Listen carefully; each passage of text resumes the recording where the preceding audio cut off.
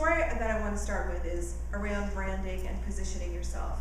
You know, if you don't know who you are, then how are your customers going to know who you are? So what is it that you're bringing to the table? And people miss that. There's a lot that businesses talk about in terms of what they offer to the community. A lot of people talk about customer service. Customer service is really good. Well, guess what? Everybody's making that claim. It's not differentiating you, okay? I know that you do it, and it's important to do, but it's the price of entry. You want to be in business, you have to have customer service. It's the price of entry to be in business. Your point of differentiation is something else. Another thing that people talk about, and they say what differentiates them, is their quality. The quality in which, the way in which I do things, high quality, high caliber. Everybody has to offer quality in order to be in business. It's not differentiating you. So here's a couple of examples on how you can get differentiated. Think of you're deciding to paint your house. You've got a living room and a dining room that needs to get repainted.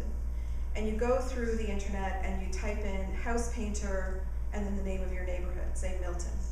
And you come up with some Google searches and you go to 2 different websites. So you go onto the website of one company and they have some price lists, they have some pictures of some of the work that they've done, and they describe who they are and how they were founded, and it's a family-run business and so on and so forth. But other than that, it's pretty nondescript. It's just information that they're giving you in words and in pictures. Then you go to the other website, it's kind of the same thing. Maybe that website's blue and this website's purple, but it's more pictures and text, and they're telling you about us and what our pricing is and giving you some pictures of things that they've done. You're basically getting the same information from them. So you decide that, you know, they have general pricing on the website, but you want the free estimate from both. Well, Painter A comes to the door and happens to be a woman. It's her company.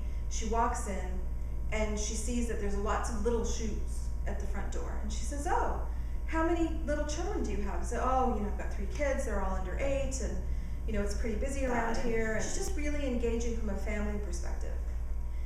And then the appointment with the other painters the next day, and the doorbell rings, you open the door, it's another woman. She's also running a painting company. But she walks in and she shakes your hand and she says hello, but she's a little bit more businesslike.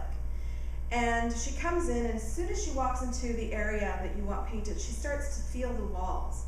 And she says, oh, these are a little bit rough. When did you buy this house? And she starts looking at the ceiling. What she's asking you is questions about the condition of the wall, how dry it is in the winter, how much humidity there is. So see what's happening. She's not engaging with you on a family level. She's actually more interested in kind of the science and the, you know, the architecture of your house. And so that makes her different, right? And so when she leaves, you're going to decide based on what? You're going to decide based on the estimate they give you on price. But the reality is if that they were able to reflect who they really are on their websites, you would have been drawn to one more than the other. Okay? So for instance, me, I'm very constructive. I like things in spreadsheets and I like things organized. So I would probably be more naturally drawn to her. Whereas somebody who can't stop herself when she sees a cute child, loves to hug everybody, she'd probably be drawn more to working with the first painter. But the problem is that when I first engaged in those 2 websites, I didn't see any difference between them. They had a blue website and they had a purple website. They had price estimates and they had price estimates. They had pictures and they had pictures. But did their personalities really come through, the way they approach their work?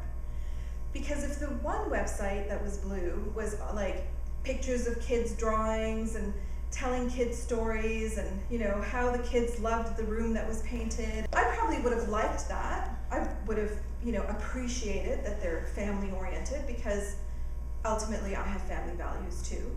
But the other one, the other website, if she had reflected more of her approach, she would have talked about optimal conditions for repainting living rooms, dining rooms, you know, the recommended years of when you should get things painted. Like, she would have had more hard facts and scientific information on her website because it reflects her approach to painting houses.